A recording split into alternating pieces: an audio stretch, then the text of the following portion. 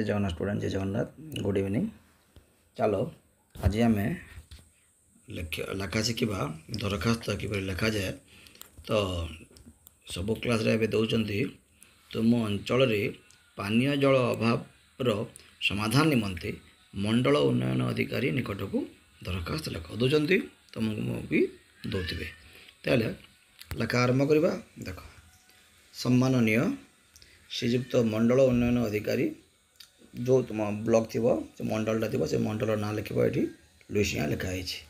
तो महोदय समीपेशु एवं तुम जब गाँव में रोच सरपंच जरिया टाउन रे रोते काउंसिल जरिया तो सरपंच जरिया विषय है पानीय जलर अभाव दूरीकरण। ओके, तो ये आस आरंभ करदे। महाशय, निवेदनर कारण यही कि जे आम्बे नेगिपाली ग्रामवासी जनाऊँ कि आम ग्राम 650 लोक बास करती। तो तुम गाँ ना लिख और तुम जिते लोक बास कर से गाँव में से जनता को भरीदेव।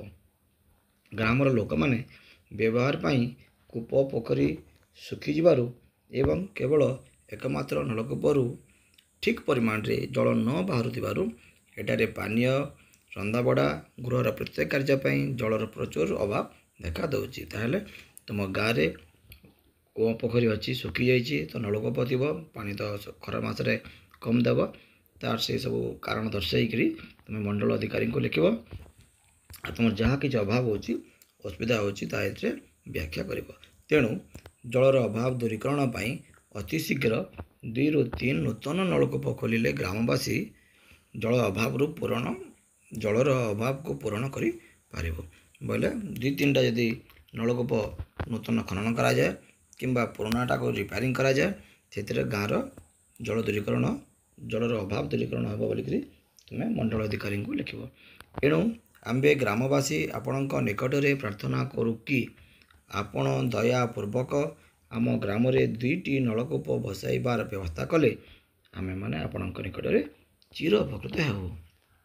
तो तुम गोटे रिक्वेस्ट कर अनुरोध कर कि 2-3टा जदि तुम गाँव में नलकूप बसा जाए ताल तुम ग्रामवासी उपकृत हे बोली चिर चिर कृतज्ञता गोटे ज्ञापन कर।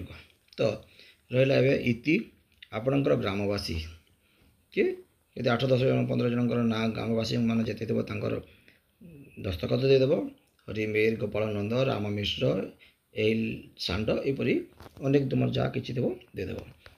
तुम सेपटे तुम गाँव ना लिख जो तारीख तुम मंडल अधिकारी को देच दरखास्तटा से तारीखर ना तारीखटा डेट बसईदेव। ये रहा नेगिपाली 25-25। तो धन्यवाद। तुम्हें सब्सक्राइब करवा लाइक करवा कमेंट करवा भूल ना और प्रत्येक क्लास सबकि तुम्हें दरखास्त एप्लिकेशन रचना पत्र लिखन सबकि पाइपर।